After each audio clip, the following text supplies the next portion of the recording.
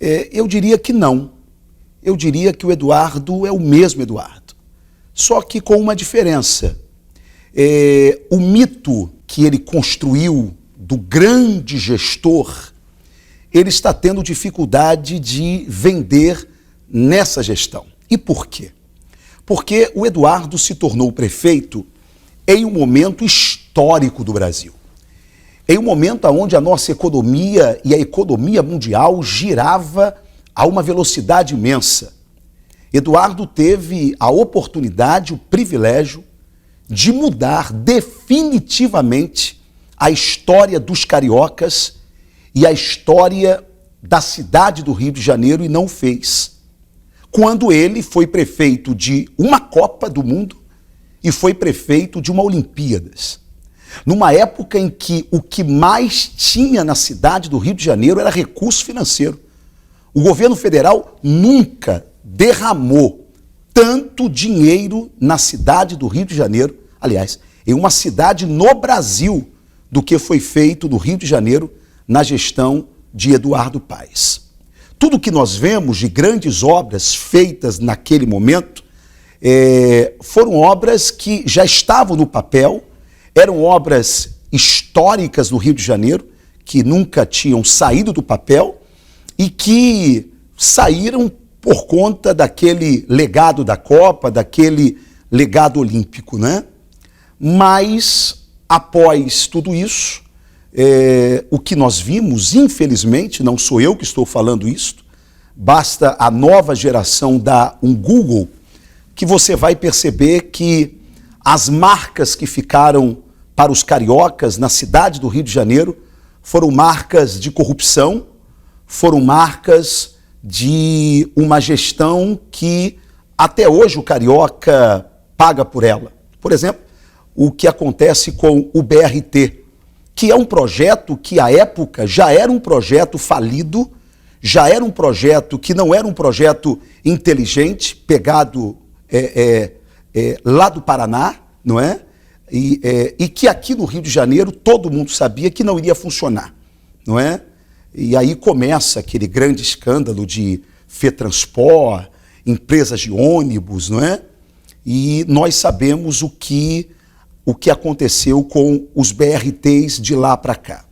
Agora, nós vimos agora a prefeitura reformando todo o BRT, toda a pista ali do BRT, que, aliás, fica uma pergunta que eu não entendi, que os cariocas não entenderam até agora.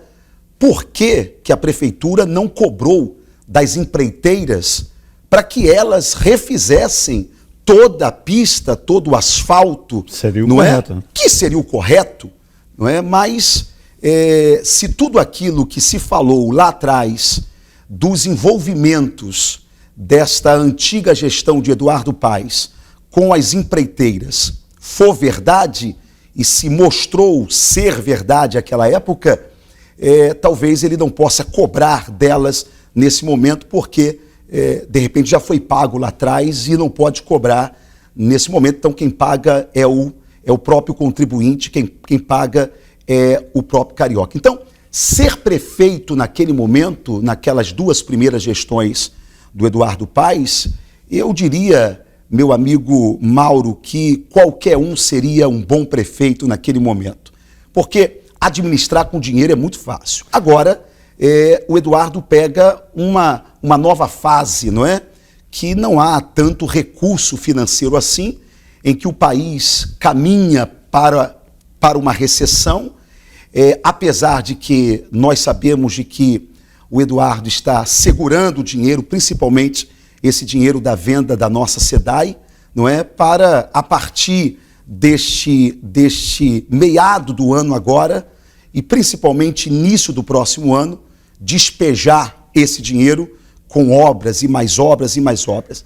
Mas sabe, eu acredito, Mauro, que o povo está ligado, o povo já não aguenta mais essas obras de última hora, conhecidas como obras eleitoreiras.